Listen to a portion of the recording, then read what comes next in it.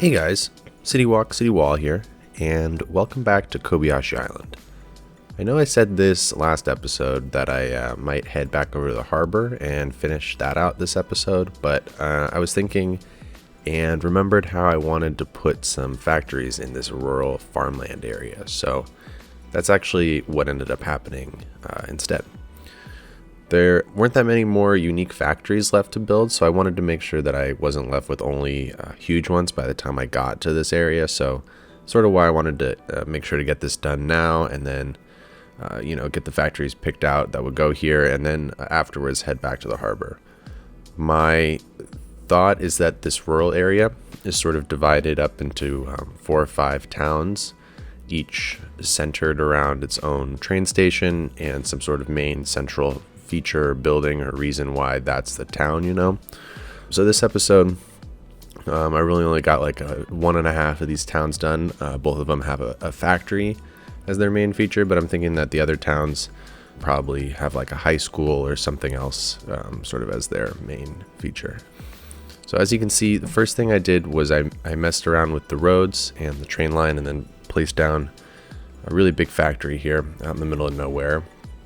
I wanted to start with the factory because I know it's going to feel slightly out of place here, so I wanted to make sure that everything around it is sort of informed by the fact that it's here. It's not the last thing that gets plopped down. That way it doesn't really look like a giant building kind of just got placed here in the middle of farmland. It hopefully builds up to this area. Hopefully looks more like it's part of the area.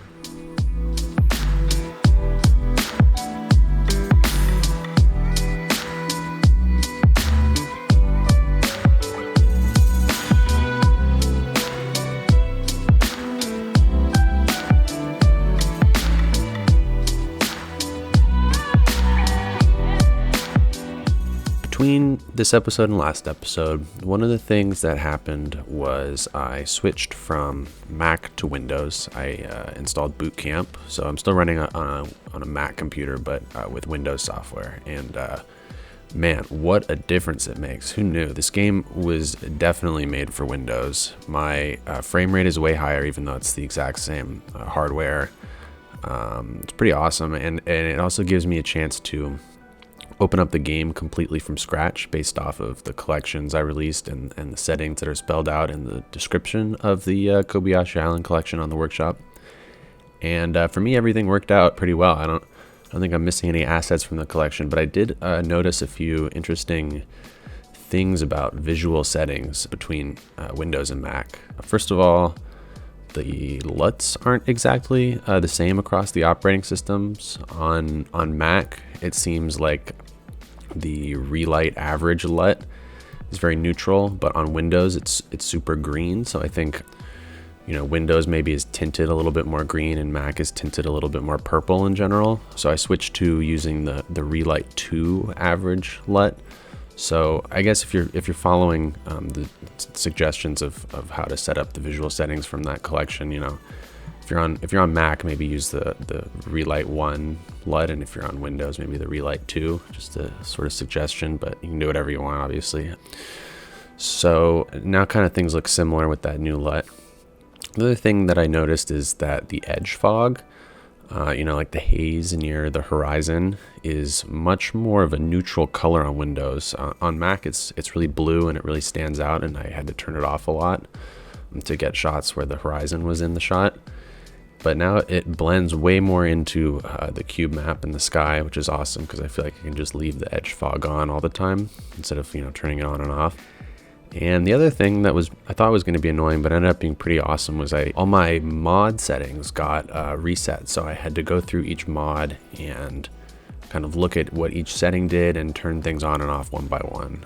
One of the things that I was able to change when I did this, which ended up saving me an absurd amount of time when I was actually building in this episode, was I had to redo all my custom tags for assets in the Find It window. What I did was I made a bunch of custom tags, new ones. For instance, all of the ploppable surfaces and network surfaces and surface painting assets I tagged with the number 111, 111. So I can open up Finder type that really, really quickly with my, pinky finger or whatever.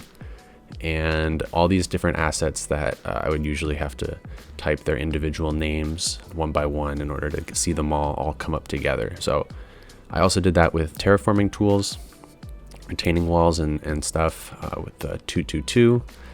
All of the different trees and shrubs and bushes and rocks that I use, I put that as 333.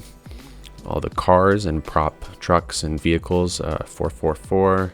And it's just something I would really recommend to basically anyone who uses the Find It mod regularly, because now instead of, normally I would have to type out individually leafy tree and then breakwater rock and then bush and all these different things in order to be able to just get some trees and rocks and bushes going in an area. Now I can literally just type 3 numbers. I don't even have to move my finger to the left or the right. It's the same numbers, and all those things come up together at once, and I can just click through and use them because I know I'm going to use them all at the same time. Super, super useful. Saved me a ton of time, so definitely recommend it.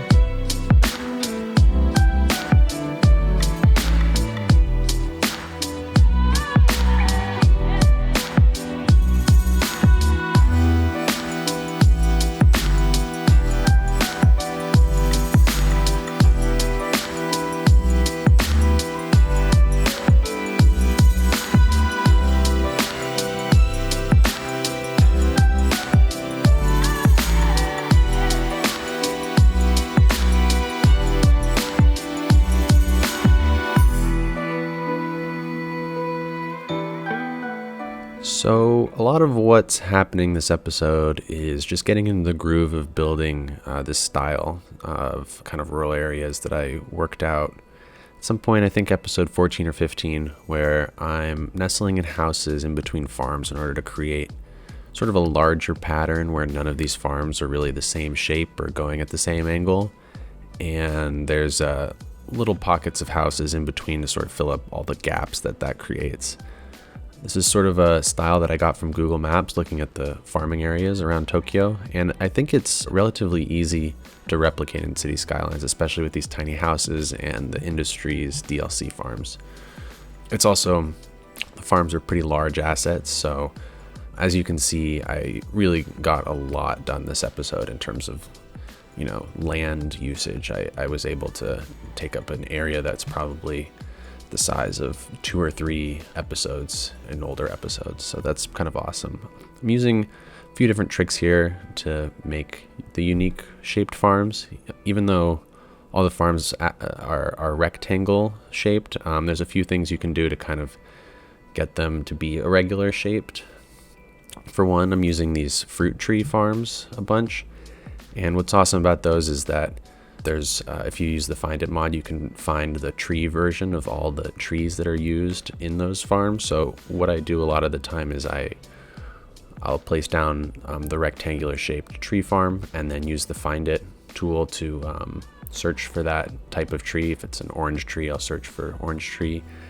And then I'll be able to place down a bunch of those individual trees using the prop line tool in sort of a unique shape around it in order to create a triangle or some other shape that you wouldn't normally be able to. So that's one trick. Another one is I've been placing down a few empty fields, basically just like empty terrain with hedges around it and a few decals. And those can be really any shape you want. When you zoom out, it looks like a farm, but obviously doesn't function as one. It's just empty space. And then lastly, I'm also clipping together a bunch of multiple farms in order to create larger shapes. And that's a little bit more limiting. A lot of times you are kind of stuck with the rectangles, but one of the things you can do to help is cover up edges or excess parts of the field with bushes and shrubs and trees to sort of cut it off and make like a diagonal, even though, the shape of the asset is always going to be rectangular. So those are sort of the 3 ways I'm doing that.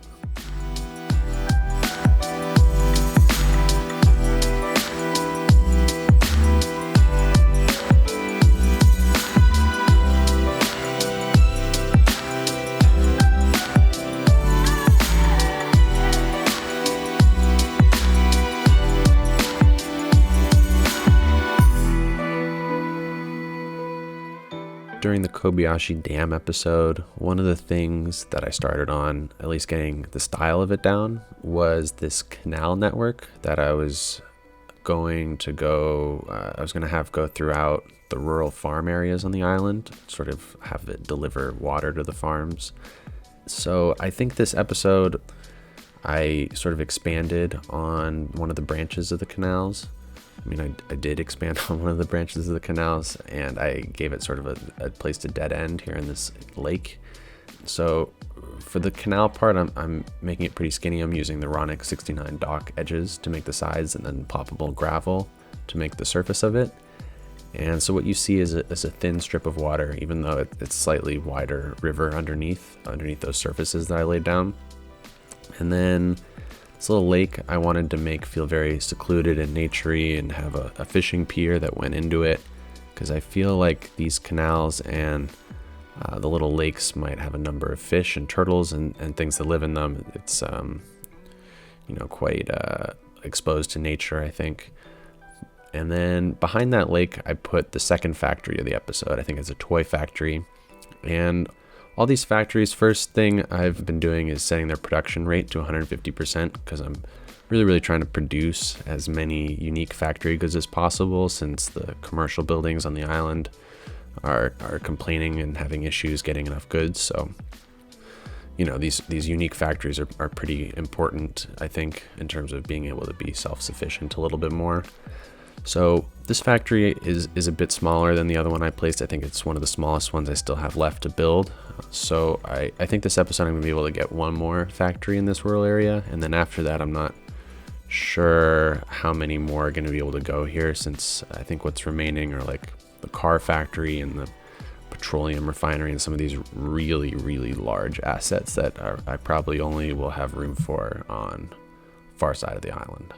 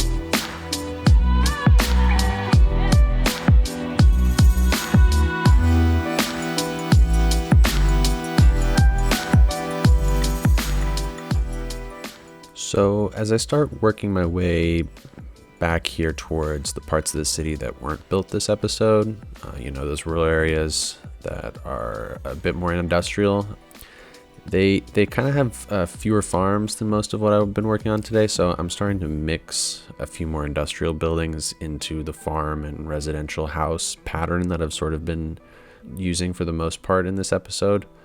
One of the things that I placed down is one of these vanilla industrial buildings. It's sort of looks like a 1800 steel factory or something. It has big smokestacks coming out of it.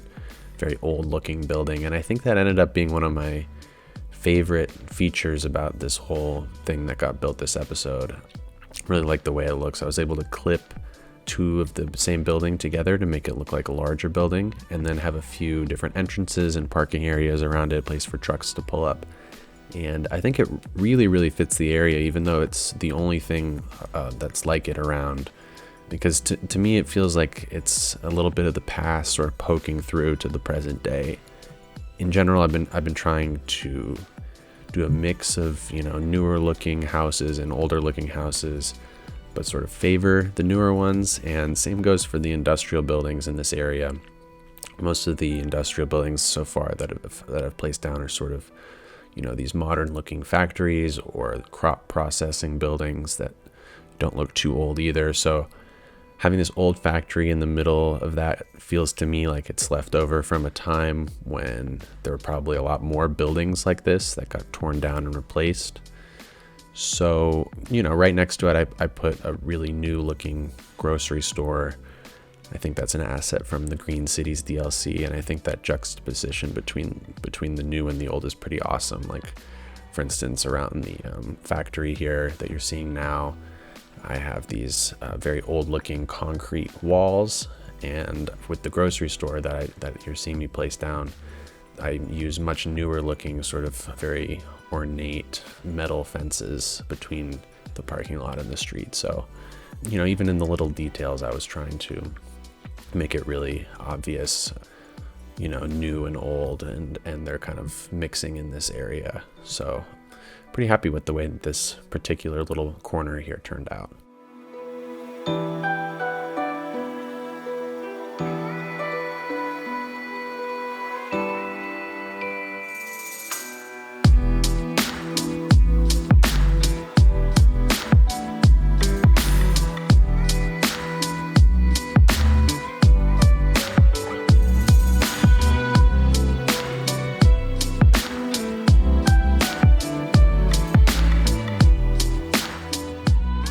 So this episode, as you can probably tell, I'm doing a few things differently.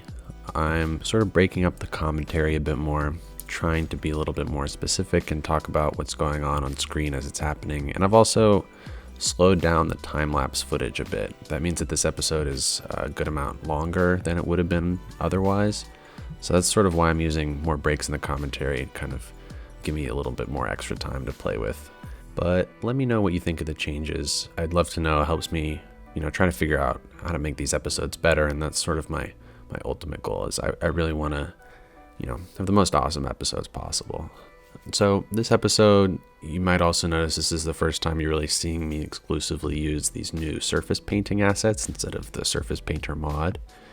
I do think this takes slightly more time, but at the same time, maybe that time is all made back up by the, find it tags that I made, which are incredibly helpful. The one downside I will say is even though everything else is basically the same with this mod, these surfaces sort of act as though they're buildings, and the buildings that have no use. So sometimes, if you place one down directly on top of an actual building and you want to click on the actual building, it sometimes can be difficult to sort of click on what you want to because you end up accidentally hitting the surface. So, it is kind of annoying, but I think overall it's kind of a small price to pay for being able to, not have to ever redo these surfaces again.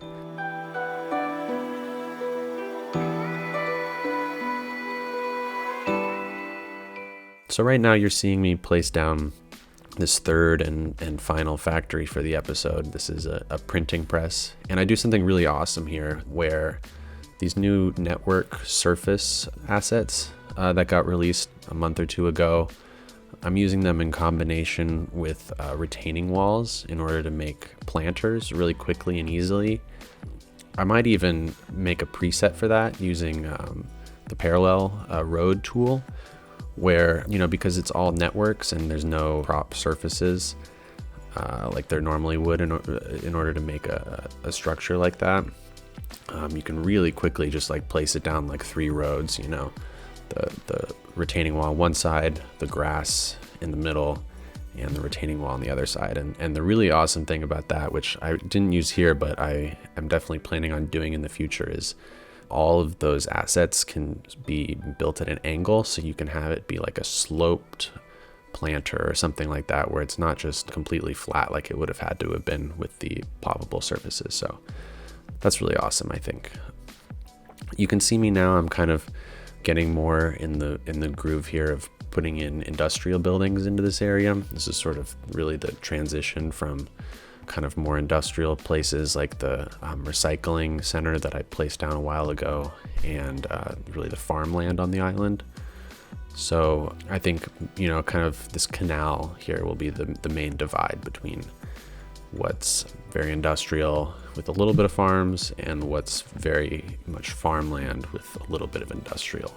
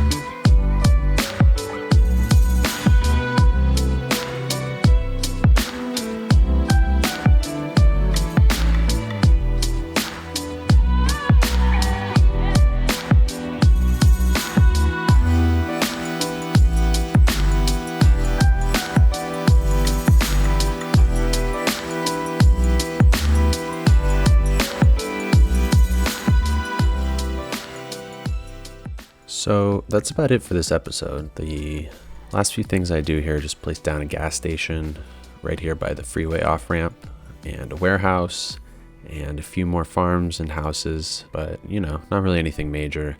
I think this episode overall was really just sort of an exercise in building using a pattern, sort of a predetermined style that I was going to be able to replicate over and over in different ways. And it was also just a good chance for me to place down a lot more of these unique factories that I eventually want to make sure that I have almost every single one of them in my city somewhere.